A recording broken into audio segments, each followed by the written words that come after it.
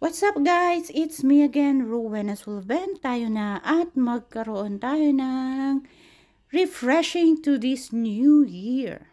Tayo ay pupunta ngayon sa isang event dito sa Israel, isang museum. Kasama, syempre, pag ikaw ay isang caregiver, kasama ka na sa isang libreng trip, libreng enjoyment. Kaya samahan niyo ako at ang aking mga amo para magtingin-tingin ng magagandang art dito sa Israel. Ito ay mga gawain ng mga lumang katutubong tao dito sa Israel. Yung mga dating talented na nabubuhay noon at mga gawaan ng mga history. Marami kang matutunan dito. Ito ay nakukuha namin sa pinakamalayong. Nagbiyahe pa kami ng 2 hours and 45 minutes sa Galilee. Malapit na to sa Tiberias mga guys.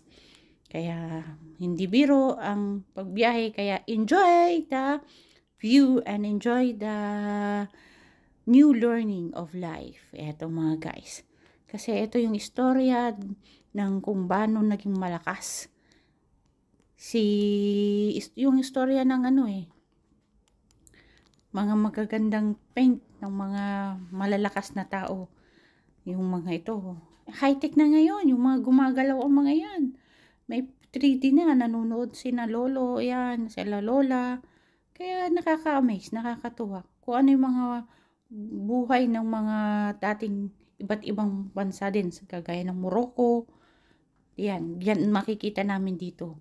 Yung mga paint ng mga talented dito sa Israel. Hindi ko ma-enumerate lahat. Siyempre, alam niyo na, Pilipino tayo. Wala tayong alam sa art. But just enjoy the beautiful of art. Yan lang sa akin. Kaya, napapawaw ka na lang. Ako, gusto kong mga ganito. Ito istorya ni lolo ko to Tuwing umaga, pag minamasahid ko yung lolo ko, yung malakas na nakipagtunggali sa leon. Ganun, nakakatuwa. Nakikita ko rito.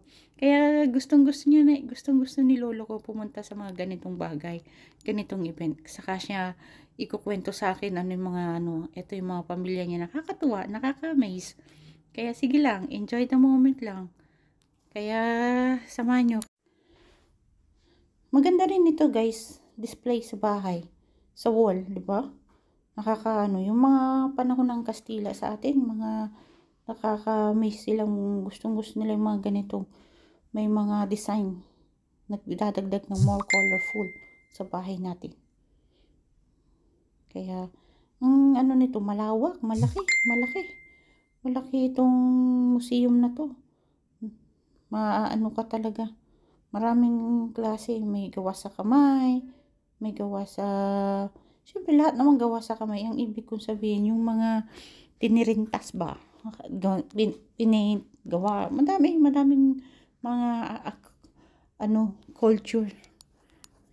Kaya, nakakatuwa. Kamusta naman ang buhay nyo ngayong 2025? Sa akin, ang more aggressive ako to make my life better. Ang kalabang ko nung nakaraang taon, gusto ko kahit papaano mas i-improve this year. Ayoko yung tatalunin ako ng nakaraan. Gusto ko maging forward ako, maging move on, mas maging matatag, mas maging happy lang. Kaya this year, pinagpipray ko na bigyan ako ng lakas ng loob, lakas ng katawan, lakas ng spirit of fighting ni Lord na mas lalo pa akong mag-progress, mag-level up ang aking kaisipan, ang aking talent, ang aking energy, ang aking knowledge. Hindi lang sa knowledge sa kaperahan, knowledge sa buhay, knowledge sa pag-handle ng how to make yourself happy, how to be contented. Yung bang hindi ko napapansin kung anong mga sasabihin ng mga ibang nilalang sa mundo. Ang importante sa akin, kung ano yung sasabihin ng sarili ko at sasabihin ng mga taong mahal ko na kaya mo yan, Rowena Sulven. You can move on. You can move yourself in the better version of yourself. Ganun na lang ang gagawin. Kaya ikaw, na tingin mo, nalulungkot ka dyan, nakikinig sa akin, nakala mo, ang bigat ng buhay, ang bigat lumaban sa mundong ito. Natural. Walang madali sa panahon ngayon. Wala nga mura eh. Kaya fast forward, enjoy life, enjoy the new year, enjoy the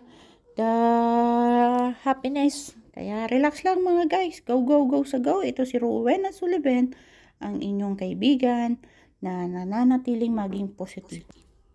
Alam nyo ba, maganda sa mga tao dito, bukod sa pagtanda nila, at nagtrabaho sila ng napakahirap ng kabataan nila.